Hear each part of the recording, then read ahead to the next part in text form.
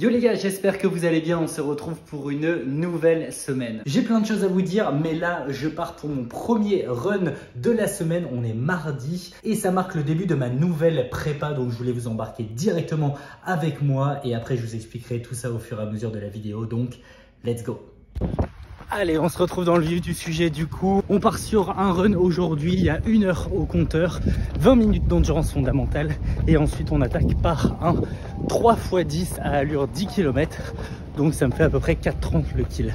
Ça fait très longtemps que j'ai pas fait un fractionné, donc on va voir comment ça va s'opérer.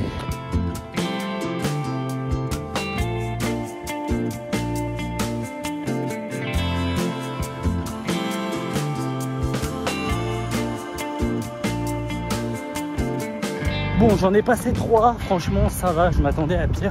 J'arrive bien à trouver le rythme à 4,30 et à être stable dessus. Donc ça franchement ça fait très plaisir. Ça montre que le taf de ces derniers mois, il paye quand même.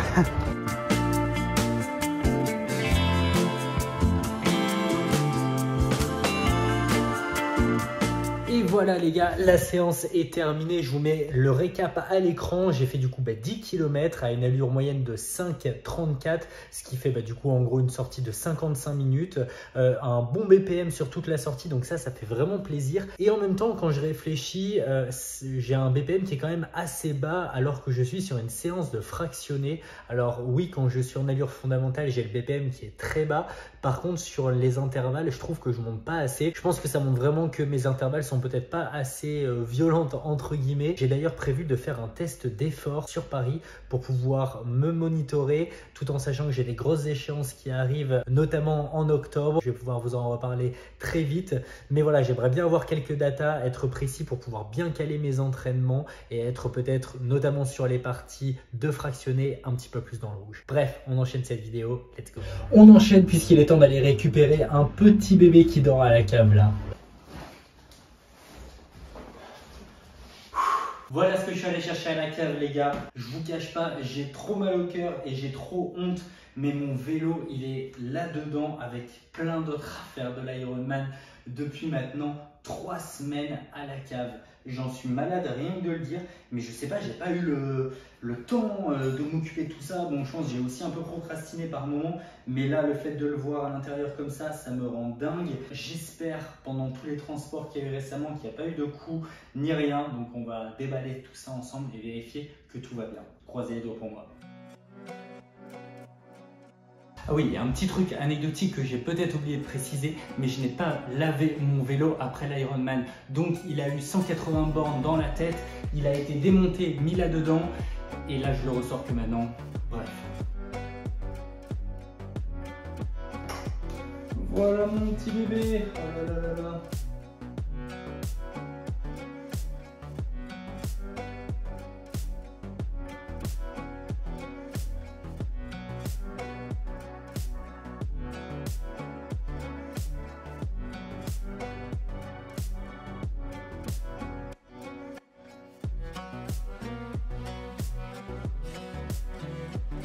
Bon, apparemment plus de peur que de mal.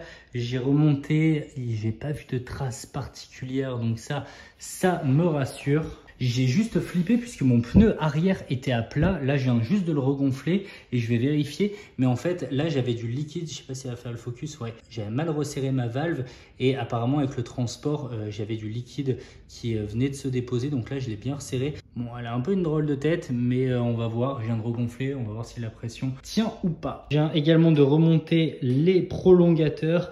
D'ailleurs, je vois qu'ils ont pris quand même quelques petits coups. On aperçoit les traces blanches. Mais bon, au moins, tout est remonté. Il n'y a plus qu'un bon petit coup de nettoyage à faire et la bête sera prête. Donc là, je vais aller le nettoyer avant de peut-être aller faire ma première sortie en vélo post-Ironman. Je pensais vraiment pas dire ça un jour, mais je suis trop content de remettre cette petite tenue de cycliste avec le vélo. Là, il fait super beau dehors, donc franchement, c'est le kiff. Ce qui est carrément moins kiffant, par contre, je sais, ah bah si, on la voit totalement là. Je sais pas ce que c'est, alors que pourtant, il sort du lavage, donc il est propre. Franchement, ça me fout les boules puisqu'il est neuf. Il a eu littéralement 3 sorties, dont celle de l'Ironman, et j'espère que ça va partir. Au pire, je vais l'emmener au pressing, mais franchement, qu'est-ce que ça me fout les boules. Le vélo est remonté, mais mais toujours pas propre.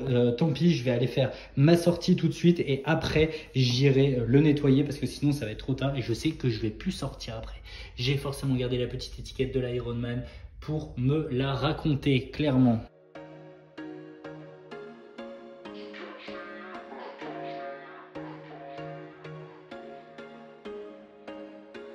There was once a day that I would pray for you. I'd go and misbehave just so you'd notice too. Sneaking looks up and down from across the room. And damn, what a hell of a view. I feel good, you look great. I like you, I can't wait. A first time, a first date. Il y a beaucoup de vent donc je vais la faire courte, mais franchement c'est un gros kiff ce retour sur le vélo. Le cadre, tout y est, franchement ça fait trop kiffer là, des bonnes sensations. Ça redonne presque envie là.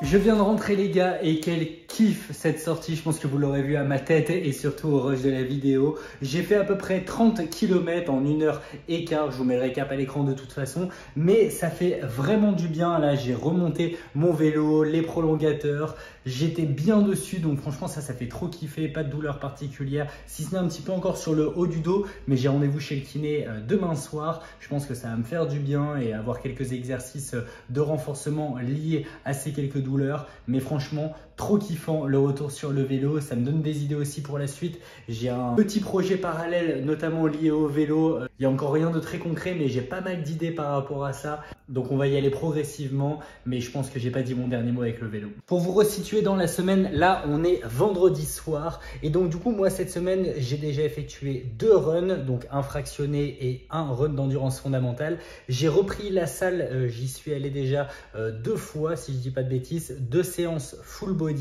pour travailler l'ensemble du corps et reprendre un petit peu le rythme aussi par rapport à ça.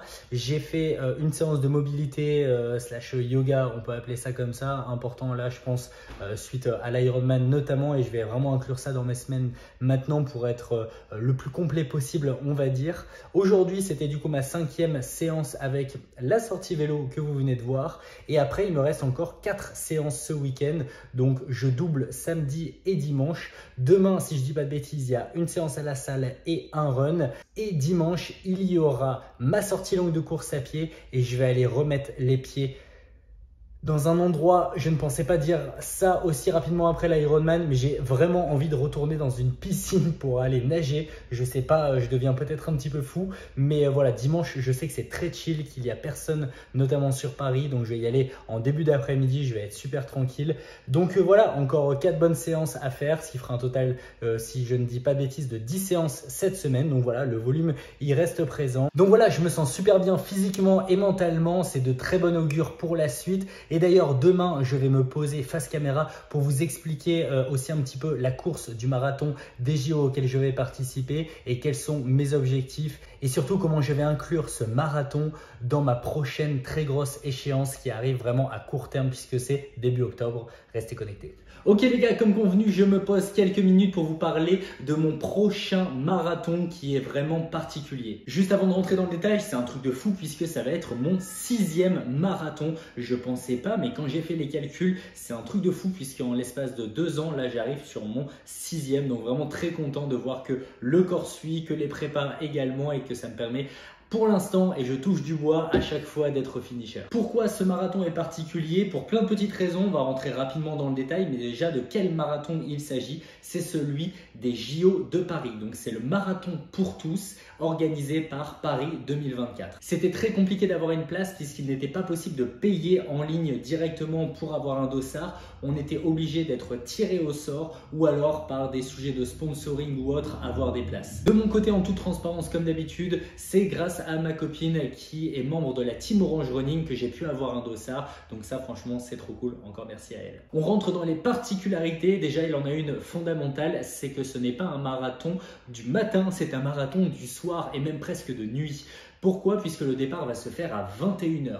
Habituellement, pour ceux qui ne le savent pas, un marathon part généralement le matin vers 8 h. Là, on est sur un départ à 21 h pour des raisons assez spécifiques. En effet, le samedi matin, il y a le départ des pros hommes pour la course officielle du marathon des JO et le dimanche matin, il y a la même chose mais côté femmes. Du coup, le marathon pour tous, il est juste au milieu, il est le samedi soir, donc avec le départ à 21 h. Au départ de ce marathon, nous ne sommes que 20 000 participants. À titre de comparaison, pour le marathon de Paris qui a lieu tous les ans en avril, il y a plus de 50 000 participants.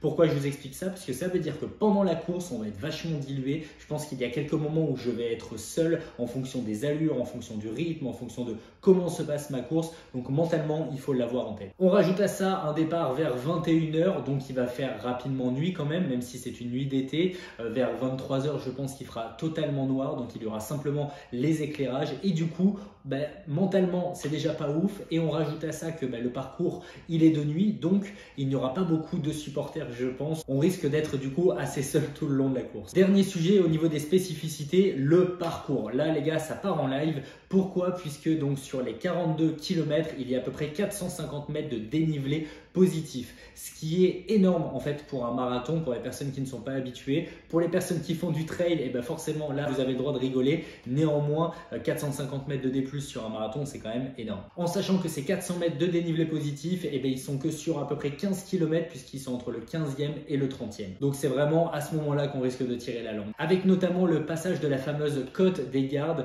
C'est une côte que normalement on prend en vélo et pas forcément en course à pied, donc ça me fait un petit peu rire de faire la comparaison. Mais voilà, elle sera à garder en tête parce qu'elle risque de faire très mal. Donc si on résume, 42 km, et ça je le négligerai jamais, un marathon c'est pas rien. J'ai beau faire des triathlons, des Ironman, etc. Il ne faut surtout pas négliger cette distance qui peut être vraiment traître. Un parcours qui va être plus qu'exigeant avec du dénivelé positif, un départ de nuit et pas forcément une ambiance folle autour de la course, donc des passages à vide tout seul. Et pour couronner le tout, il me reste 5 semaines de prépa, dont une semaine d'affûtage. Donc clairement, ça va être un petit peu short. Heureusement, la prépa a commencé cette semaine. Heureusement aussi, j'ai un certain backup en course à pied et des grosses échéances qui sont arrivées récemment. Donc normalement, mon corps est plutôt apte à aller s'enquiller quelques semaines de prépa là. Vu le temps qu'il me reste pour cette prépa, vous vous en doutez, je vais pas aller chercher de la performance. Je vais aller chercher la partie finisher et je pense que je vais viser entre 3h30 et 3h45, mais je pense même d'ailleurs plus à 3h40, 3h45, ça serait vraiment super. Tout en sachant un point très important, c'est qu'à partir de la semaine prochaine, donc à partir de demain quand sort cette vidéo, j'attaque ma prépa pour ma prochaine grosse échéance qui arrive fin septembre, début octobre. Je vais vous faire le reveal de cette échéance à partir de la semaine prochaine, je pense. Ça va être assez intense et du coup, ce marathon des JO va venir s'inscrire pleinement dans le cadre de ma prépa pour cette grosse échéance qui arrive. Mais bon, je vous en dis pas plus. Si vous avez une idée, mettez-le moi en commentaire, ça m'intéresse. Et au pire, ça pourra me donner des idées pour des nouvelles échéances dans le futur. Côté entraînement, comment ça va s'opérer? Honnêtement, ça va être assez simple. Je vais garder le format qui fonctionne très bien sur moi, c'est-à-dire 4 runs par semaine, donc 2 séances d'endurance fondamentale, un fractionné et une sortie longue. Sortie longue d'ailleurs que je vais aller faire juste après avoir tourné cette vidéo et vous l'avoir publiée. J'ai 1h50 qui m'attend, donc ça va piquer un petit peu. À côté de ça, je vais continuer d'aller à la salle 3 fois par semaine pour faire des séances full body et j'irai une fois à la natation et une fois faire une sortie vélo pour conserver un petit peu les acquis entre guillemets suite à l'Ironman. Donc on est quand même sur un beau volume puisqu'on est en moyenne à 10 entraînements par semaine et surtout je vais aussi intégrer 2 à 3 petites séances de yoga, stretching, mobilité pour continuer de me renforcer comme je pouvais vous l'expliquer pendant le début de la vidéo. On reste sur des formats courts quand même, ça va être à chaque fois 10, 15, 20 minutes max. Donc je ne le considère pas comme une séance telle qu'elle. Sur la partie course à pied, je vais monter le volume sans coupure particulière. Donc ça a commencé cette semaine et ça va monter très progressivement, mais bon, ça commence déjà fort puisqu'on commence avec un run et une sortie longue d'1h50 aujourd'hui. Ça veut dire que très rapidement, dans 1 ou 2 semaines, je vais me retrouver sur des runs de 2h, 2h15, 2h30, voire même peut-être un petit peu plus parce que ma prépa est condensée, qu'il me faut du volume et aussi un petit peu d'intensité pour répondre présent le jour J. Dernier point, c'est que je dois faire aussi du dénivelé et ça va pas être simple habitant sur Paris. Il y a 2-3 spots qui sont assez connus comme Montmartre, etc. Mais entre les travaux des JO, JO, les JO tout court et les touristes puisque c'est l'été, bah forcément ça va pas être hyper simple de m'entraîner. Je pense que je vais aller pas mal à la salle aussi, courir un petit peu sur tapis, je pense au moins une fois par semaine pour avoir la pente inclinée de façon plus simple et faire également l'escalier infini à la salle qui va me permettre de continuer de renforcer les jambes pour être prêt le jour J. Je pense que sur mes futures sorties longues qui vont arriver d'ici 1, 2, 3 semaines, je vais aller faire des recos du parcours pour mieux l'appréhender, savoir quelles sont les zones où je peux relancer plus facilement, celles où je dois me ménager un petit peu plus, s'il y a du dénivelé qui est un peu trop rude pour moi. Donc voilà, histoire d'être vraiment prêt le jour J. Et ça m'a bien servi pour Nice, donc je compte bien que ça me serve maintenant pour mes prochaines échéances. Tout dernier point, j'ai envie de faire une petite dinguerie le jour de la course. J'aimerais bien, étant donné que le départ est à 21 h le soir, se dire qu'il me reste toute la journée pour faire autre chose que de la récupération.